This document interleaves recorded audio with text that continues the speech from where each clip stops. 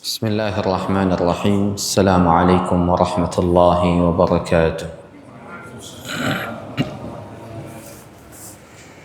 إن الحمد لله نحمده ونستعينه ونستغفره ونعوذ بالله من شرور أنفسنا ومن سيئات أعمالنا.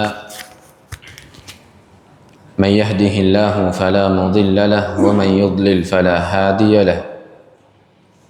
أشهد أن لا إله إلا الله وحده لا شريك له وأشهد أن محمدا عبده ورسوله صلى الله عليه وسلم. أما بعد. Para jemaah sekalian, sidang jemaah maghrib yang sama-sama dirahmati oleh Allah Subhanahu wa taala, kembali kita memuji Allah Subhanahu wa taala, bersyukur kepada Allah.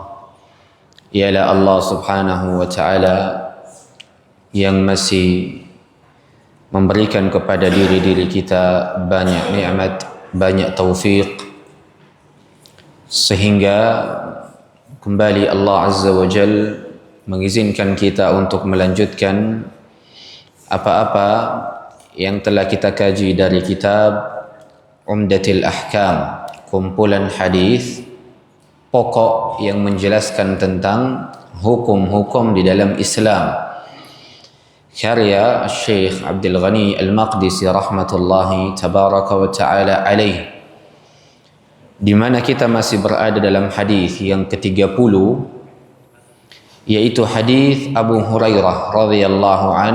Kata beliau, aku mendengar Rasulullah sallallahu alaihi wasallam bersabda, al-fitratu khamsun. Fitrah manusia itu ada 5. Dan kita telah menjelaskan apa makna fitrah di pertemuan sebelumnya, di mana fitrah kita jelaskan di pertemuan sebelumnya memiliki 2 makna. Makna yang pertama ialah agama. Makna yang pertama ialah agama. Dan ini pendapat mayoritas ulama yang dijelaskan oleh para ulama ahlus sunnah. Maka maksud dari al-fitratu khamsun, fitrah itu ada 5, ialah agama, ajaran agama Islam itu ada 5. Definisi yang kedua dari fitrah kita jelaskan ialah konsep yang para nabi dan para rasul memilihnya dan sepakat di atasnya. Maka makna dari fitrah itu ada 5, ialah konsep yang dipilih oleh para nabi dan para rasul, yang dipilih oleh para nabi dan para rasul dan bersepakat di atasnya, itu ada 5. Apa kelima ini? Yang pertama, kata Nabi alaihi salatu wassalam, al-khitan. Yang pertama ialah sunnat khitan. Dan ini kita telah jelaskan hukumnya di pertemuan sebelumnya berdasarkan perselisihan di kalangan para ulama, dan kita memilih pendapat wajibnya khitan bagi laki-laki dan wajibnya khitan bagi wanita. Ini pendapat yang kita pilih. Yang kedua dari fitrah itu ialah al-istihdad. Apa itu al-istihdad? Mencukur bulu kemaluan. Ini bahagian dari ajaran agama, bahagian dari konsep para nabi dan para rasul yang mereka sepakat di atasnya. Yaitu apa? Al-istihdad, yaitu mencukur bulu kemaluan. Yang ketiga, qassus syarib, memendekkan kumis.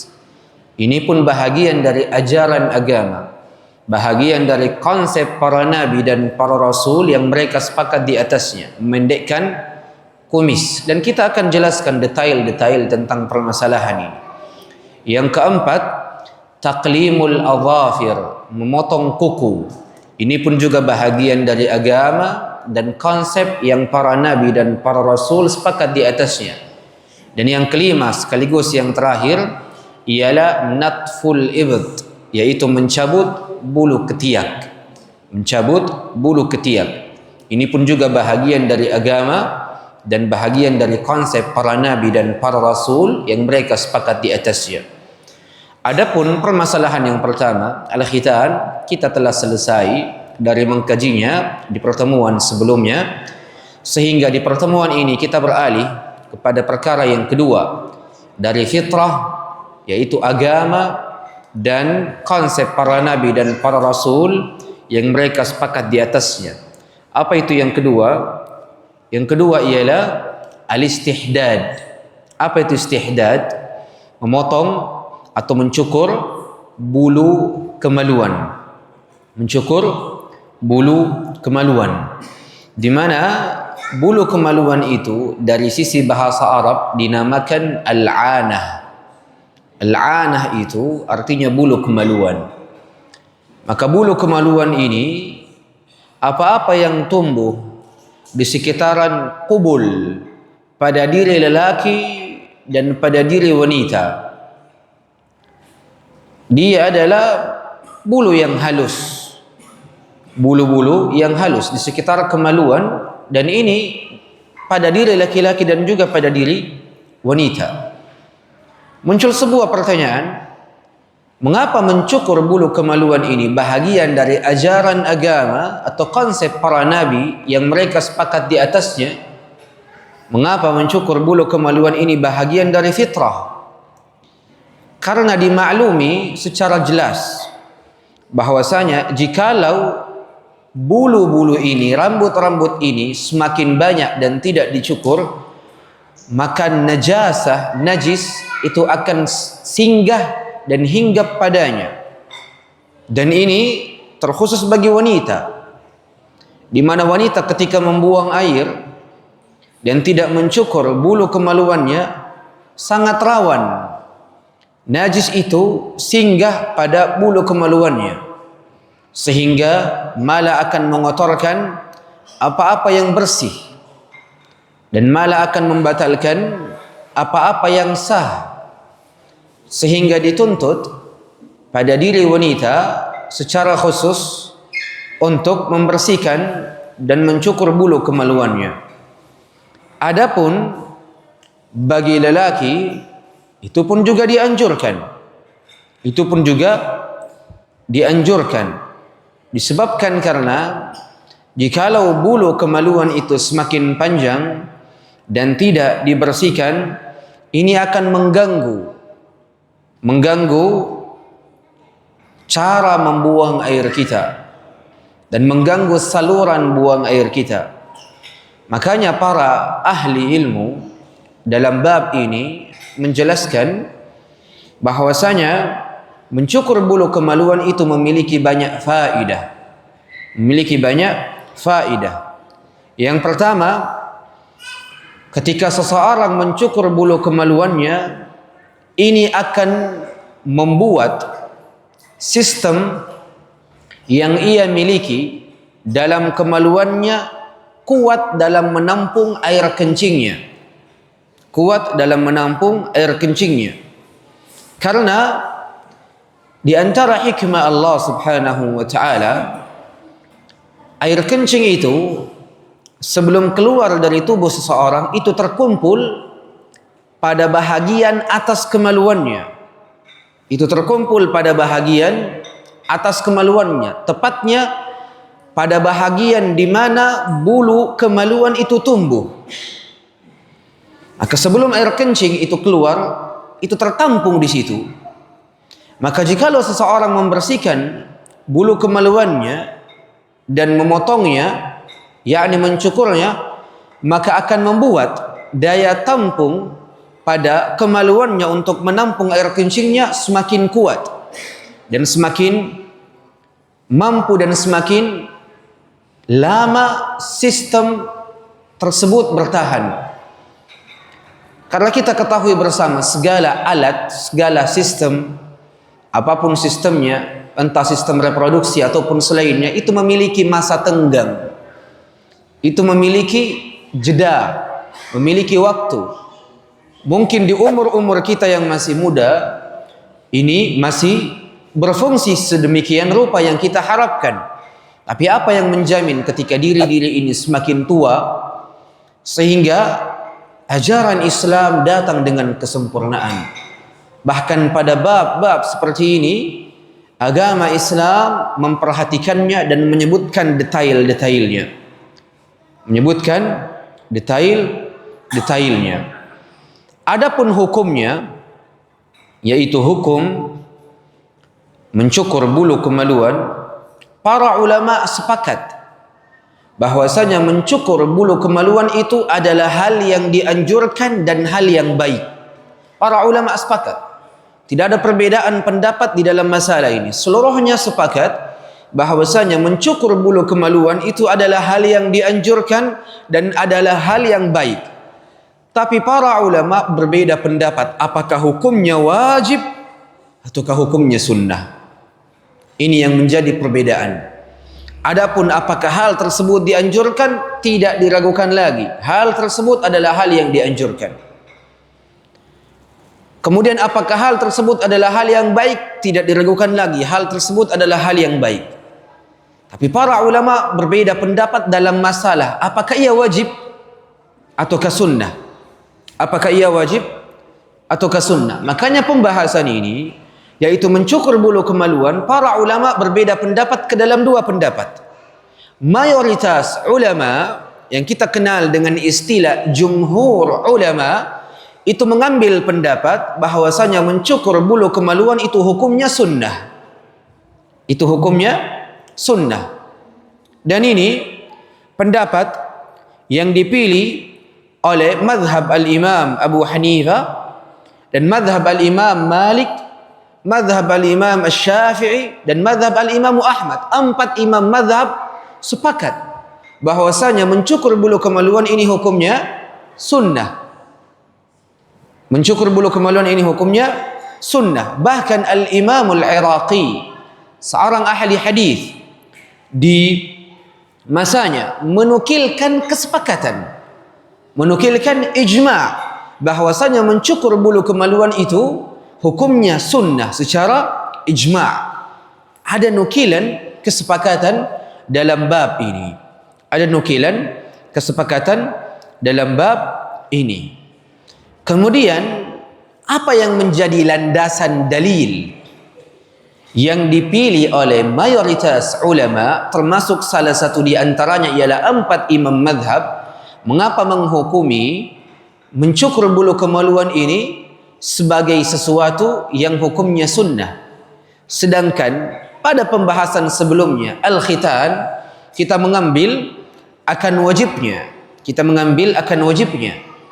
Para ulama menghukumi mencukur bulu kemaluan itu sebagai sunnah disebabkan karena perkara mencukur bulu kemaluan bahagian dari memperindah diri, membersihkan diri, mensucikan diri, memastikan kebersihan diri, dan seluruh hal-hal yang masuk ke dalam ranah-ranah memperindah, membersihkan, membuat lebih indah dan membuat lebih bersih, ini hukumnya sunnah. Ini hukumnya sunnah.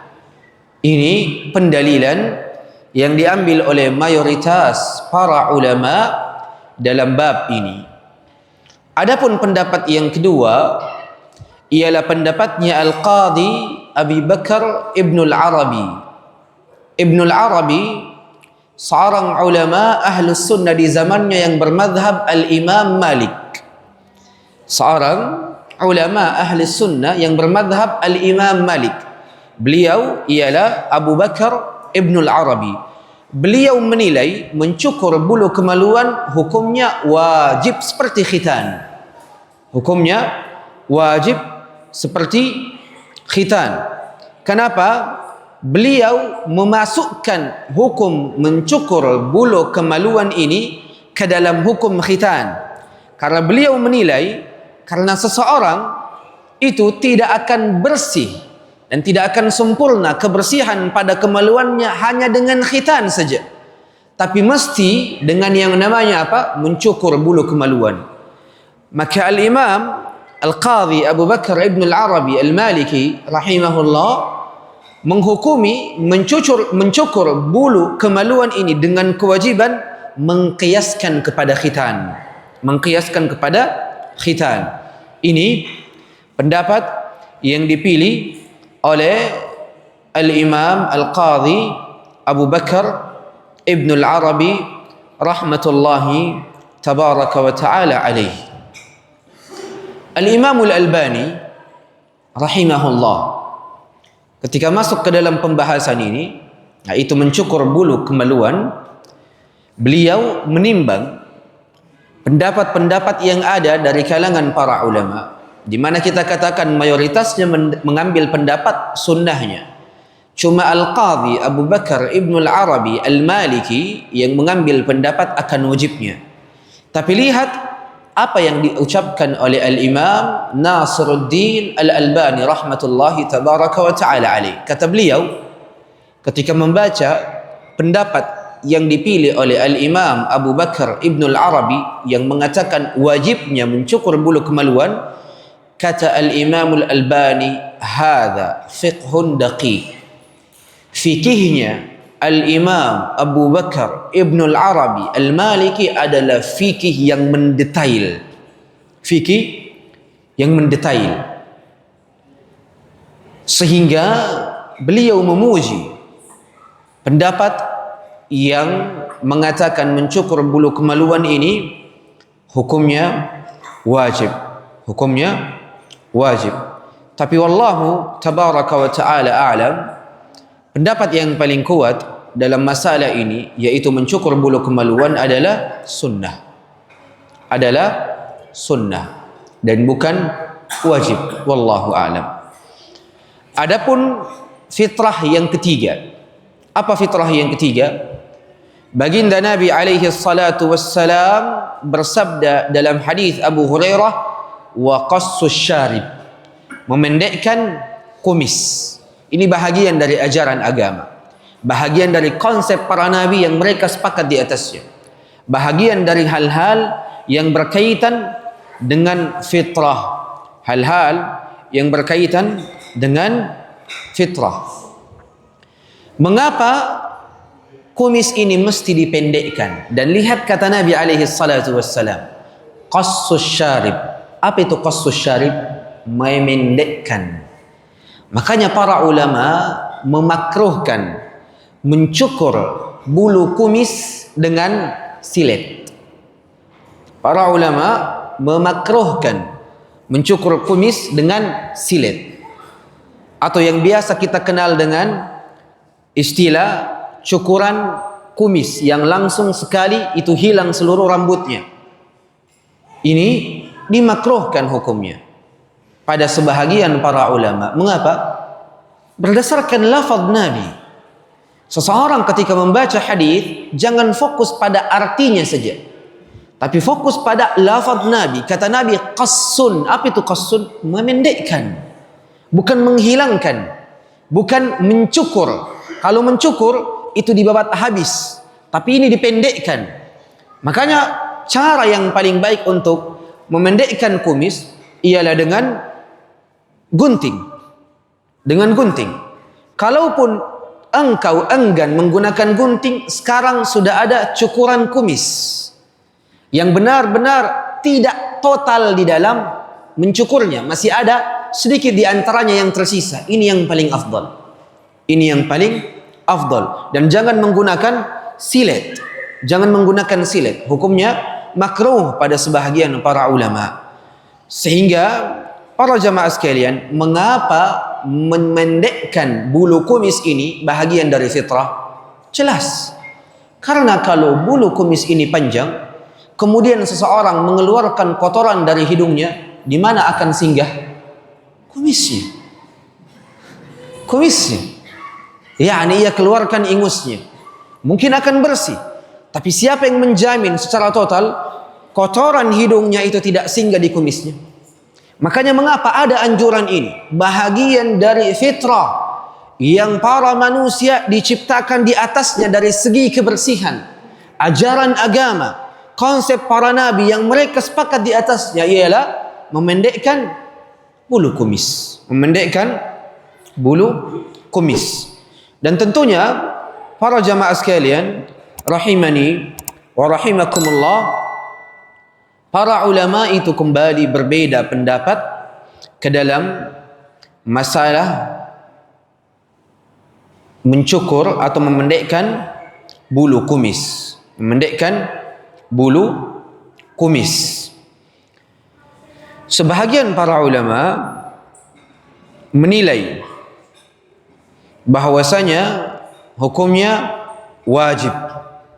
Hukumnya wajib. Dan ini pendapatnya Al-Imam Ibn Hazm.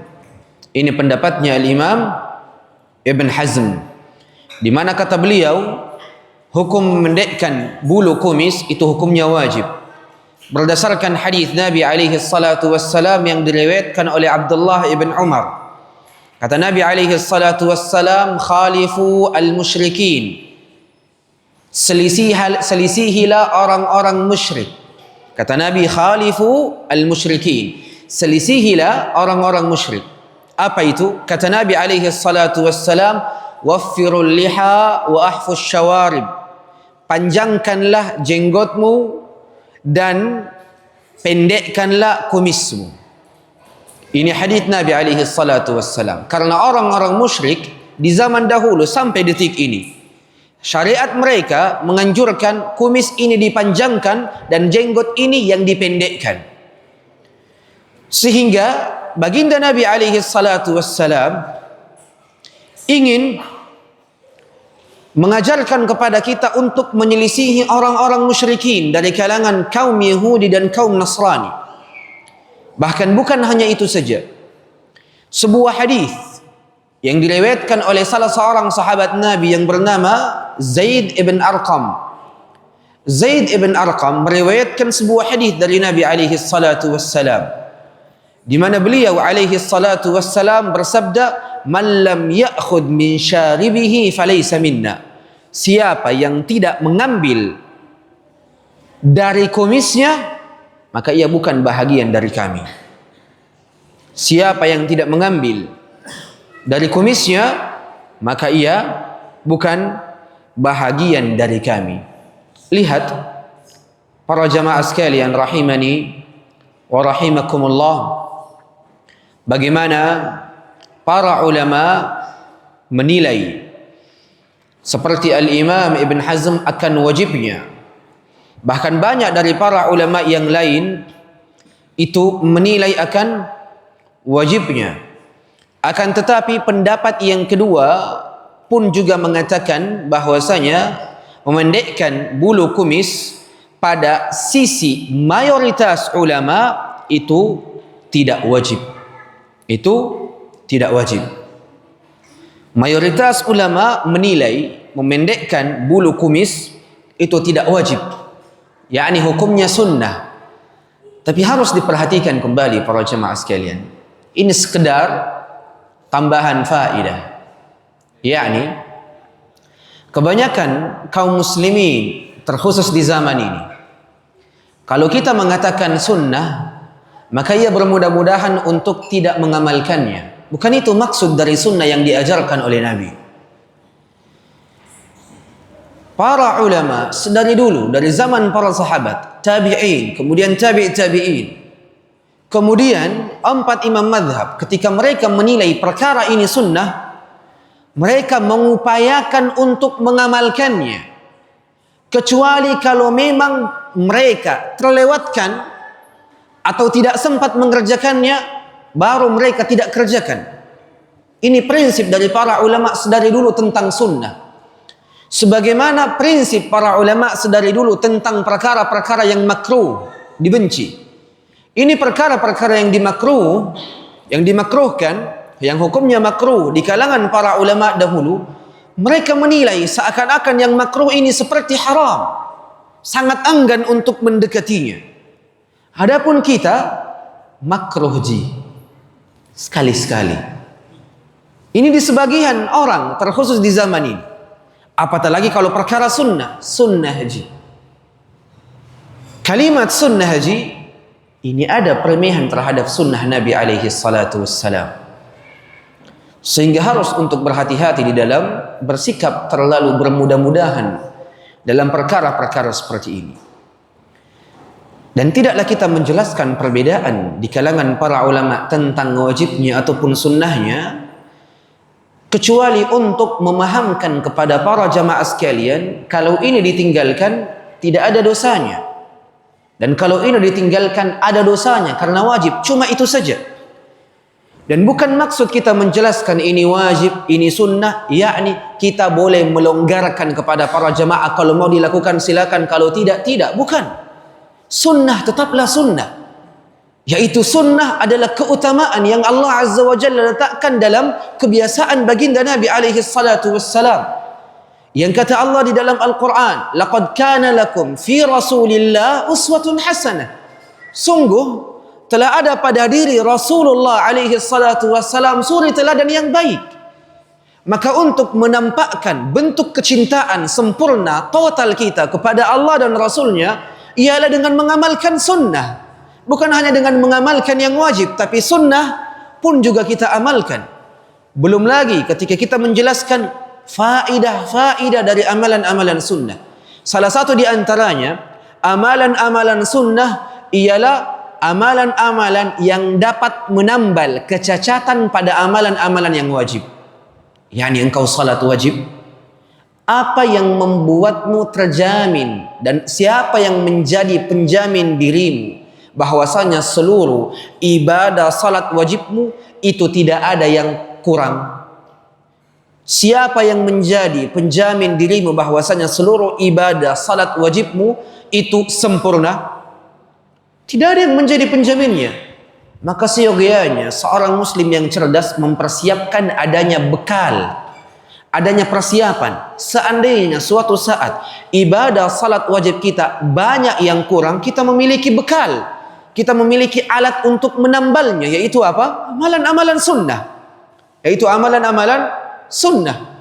Ini yang mesti kita tetapkan dan kita jadikan sebagai prinsip pedoman kita dalam kehidupan yang sementara ini, yaitu memperbanyak bekal, memperbanyak persiapan sedini mungkin, secepat mungkin, guna untuk benar-benar siap secara total untuk menghadap kepada Allah Subhanahu wa ta'ala, mengamalkan banyak amalan-amalan sunnah Nabi alaihi salatu wassalam. Salah satu di antaranya apa yang kita kaji malam ini, yaitu mencukur bulu kemaluan dan memendekkan bulu kumis. Ini adalah pendapat yang paling kuat, yaitu tentang sunnahnya insyaallah tabaraka wa ta'ala. Kemudian di antara hal-hal yang berkaitan dengan fitrah, kata Nabi alaihi salatu wassalam, yang keempat ialah, kata beliau alaihi salatu wassalam, taqlimul adhafir, memotong kuku. Memotong kuku ini bahagian dari fitrah, bahagian dari ajaran agama, bahagian dari perkara-perkara yang para nabi dan para rasul memilihnya dan sepakat di atasnya, yaitu memotong kuku. Memotong kuku ini para ulama sepakat akan dianjurkannya dan sepakat akan hal yang baik darinya. Akan tetapi para ulama berbeda pendapat dalam masalah apakah ia sunnah ataukah wajib. Apakah ia sunnah ataukah wajib. Maka para jamaah sekalian rahimani wa rahimakumullah, pendapat yang paling kuat dalam pembahasan motong kuku, mayoritas para ulama mengambil pendapat akan sunnahnya. Mengambil pendapat akan sunnahnya. Ini pendapat mayoritas para ulama. Itu disebabkan karena kuku ini sarangnya kotoran. Yani kita tidak tahu kita telah memegang apa, kita telah mengerjakan apa. Dan sunnah yang lain ialah makan dengan tangan secara langsung. Yang ketika tangan itu tidak dibersihkan kukunya, sangat dikhawatirkan ia akan membawa kepada diri ini bakteri yang membinasakan. Bakteri yang membinasakan. Sehingga Islam datang dengan kesempurnaan, memberikan anjuran pada setiap pemeluknya untuk memotong kukunya. Untuk memotong kukunya. Dan cara memotong kuku para jemaah sekalian itu secara total, bukan ditinggalkan jari kelingking. Ini sebagian orang cuma 4 jari yang dipotong kukunya. Ibu jarinya, telunjuknya, jari tengahnya, jari manisnya. Kuku kelingkingnya ditinggalkan. Katanya untuk mengambil kotoran di dalam hidung. Atau sebahagian yang lain katanya untuk mengambil komedo yang ada di muka. Ini bukan hal-hal yang berkaitan dengan agama Islam. Ini masuk dalam kebiasaan-kebiasaan orang-orang jahil. Ya, ini seseorang ketika ingin mengamalkan suatu sunnah itu jangan setengah-setengah. Yaitu memotong kuku secara sempurna. Dan cara memotong kuku itu dimulai dengan tangan kiri. Itu dimulai dengan tangan kiri. Ini sunnahnya.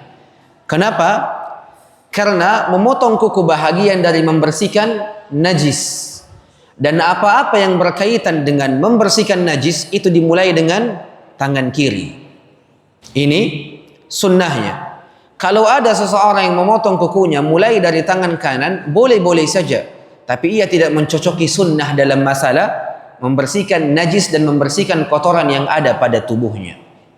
Ini berkaitan dengan kuku. Ini berkaitan dengan kuku.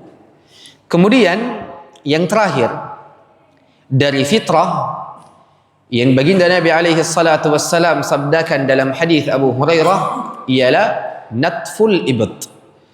Natful ibt. Apa itu natful ibt? Para jemaah sekalian dibedakan 3 lafaz. Hendaknya setiap diri membedakan 3 lafaz. Yang pertama, al-halq. Ini lafaz yang pertama, al-halq. Apa itu al-halq? Mencukur. Yang kedua, al-qas. Al-qas, yaitu memendekkan. Yang ketiga, an-natfu, yaitu mencabut. 3 lafaz ini kadang datang dalam satu hadis secara berjamaah, secara bersama-sama. Sehingga orang yang paham bahasa Arab pasti akan memahami hukum-hukum dari perkara ini.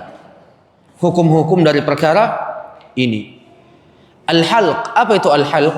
Mencukur. Kapan dilakukan al-halq? Mencukur kepala.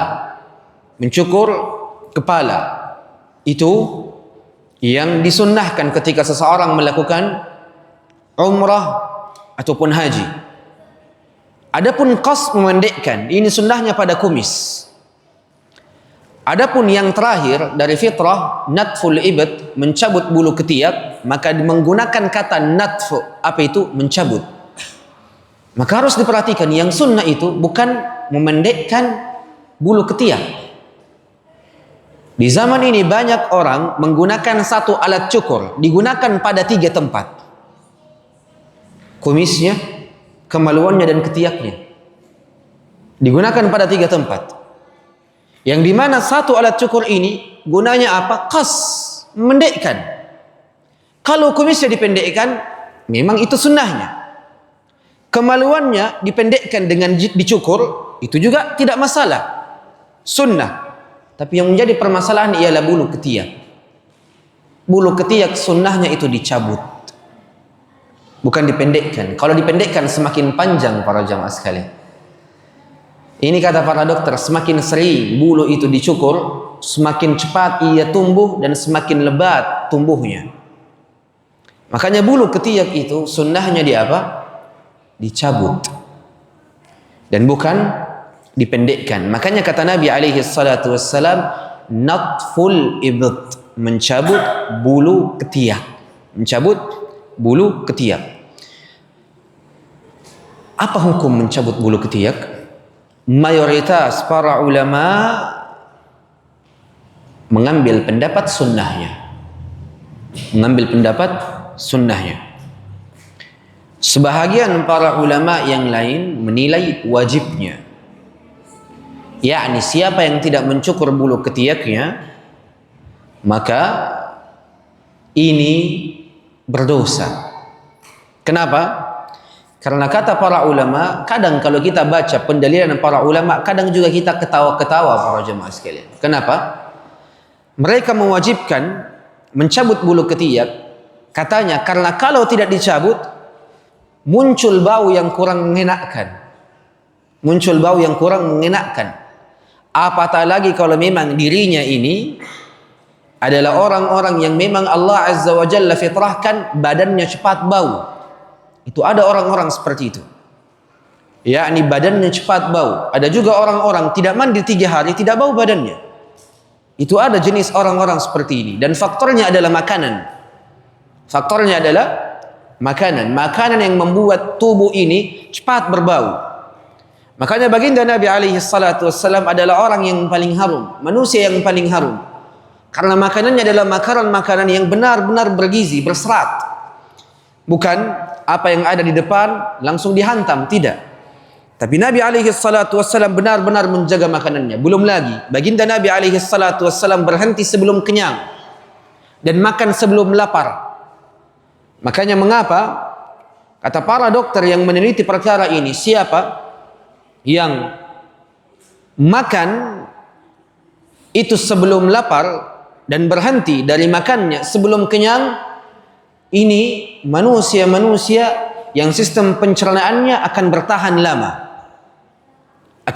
lama, bahkan akan membuat dirinya itu semakin baik dari sisi tubuh, yakni tubuhnya terlihat awet muda. Ini sebahagian pendapat para dokter. Maka hukum mencabut bulu ketiak para jemaah sekalian itu hukumnya sunnah, walaupun sebagian para ulama menilai akan wajibnya. Tapi pendapat yang paling kuat sunnahnya insyaallah tabaraka wa ta'ala. Sebagian orang mengatakan, Ustaz, kalau saya pendekkan bulu ketiak, saya tidak cabut, hukumnya bagaimana? Boleh-boleh saja. Tidak makruh dan tidak haram. Hanya saja ia kurang mencocoki sunnah. Sehingga kesempurnaan kemuliaan itu tidak ia raih secara sempurna. Maka ini di antara hal-hal yang berkaitan dengan tubuh. Muncul pertanyaan yang lain. Ustaz, apa hukum mencabut bulu dada? Atau bulu betis, atau bulu selain yang kita sebutkan, Ustaz? Para jamaah sekalian, ketahui 3 hal ini. Menghilangkan rambut dalam anggota tubuh itu dibagi 3. Hal yang pertama, ada rambut-rambut yang tidak boleh dihilangkan, tidak boleh dicabut. Kata para ulama, rambut yang tidak boleh dihilangkan itu jenggot. Ini bagi laki-laki. Yang kedua, anggota tubuh yang tumbuh di atasnya rambut yang boleh untuk dihilangkan, yakni hukumnya sunnah, seperti kumis, kemaluan, dan ketiak. Adapun selain daripada itu, syariat ini mendiamkannya. Apa makna mendiamkannya? Yakni tidak ada perintah dan tidak ada larangan. Tidak ada perintah dan tidak ada larangan. Muncul sebagian orang, Ustaz, kalau hukumnya tidak ada perintah dan tidak ada larangan, berarti boleh. Karena tidak ada perintah dan tidak ada larangan, berarti hukumnya boleh. Tidak secara mutlak. Harus didetailkan. Apa yang engkau sedang bahas? Saya sedang bahas bulu dada, Ustaz. Bulu dada yang sedang saya bahas. Maka hukum asal pada penciptaan Allah pada diri ini itu tidak dihilangkan. Itu hukum asalnya. Hukum asal yang Allah ciptakan diri ini dengannya itu tidak diubah, tidak dihilangkan, tapi tetap ada. Jadi hukum asal ketika ada bulu dada itu tidak dicabut. Itu tidak dicabut dan tidak dicukur. Itu tidak boleh dicabut dan tidak boleh dicukur. Kecuali ketika bulu itu sudah sangat mengganggu dan sudah sangat lebat, sehingga kita pakai baju keluar bulunya kelihatan. Kata para ulama, dalam konsep kejadiannya seperti ini boleh untuk dicukur. Ini boleh untuk dicukur. Tapi selama itu tidak mengganggu, maka tidak boleh dihilangkan dan tidak boleh diambil. Salah satu di antara hal-hal seperti ini ialah bulu-bulu yang tumbuh pada betis seorang laki-laki. Kita lihat laki-laki ini, terkhusus di zaman ini, saya tidak tahu juga apa sebab dan apa yang menjadi pendorong dirinya memangkas, mencabut, mencukur bulu betisnya. Padahal kalau kita pikir-pikir, mencukur bulu betis itu masuk ke dalam ranah-ranah menyerupai wanita. Karena wanita saja yang tidak tumbuh bulu betisnya. Adapun laki-laki pasti tumbuh, kecuali beberapa orang dari kalangan laki-laki yang memang itu Allah fitrahkan pada dirinya tidak tumbuh banyak rambut. Tidak tumbuh banyak rambut. Betisnya tidak ada tumbuh rambut di situ. Maka para ulama menilai kalau tumbuh rambut pada selain tempat yang kita sebutkan, kumis, ketiak dan kemaluan, ini hukum asalnya tidak diganggu, tidak diambil, kecuali ketika bulu itu telah benar-benar mengganggu, telah benar-benar lebat, yakni semakin panjang seiring waktu. Nah, ini kata para ulama boleh dalam kondisi hal tersebut diambil. Tapi kalau tidak, yang begitu lebat-lebat juga, hukum asalnya tidak diganggu, tidak diambil. Karena kenapa? Dikhawatirkan dirinya masuk ke dalam mengganti dan merubah ciptaan Allah, dan itu hukumnya haram. Itu hukumnya haram. Maka ini mesti untuk diperhatikan para jamaah sekalian rahimani wa rahimakumullah.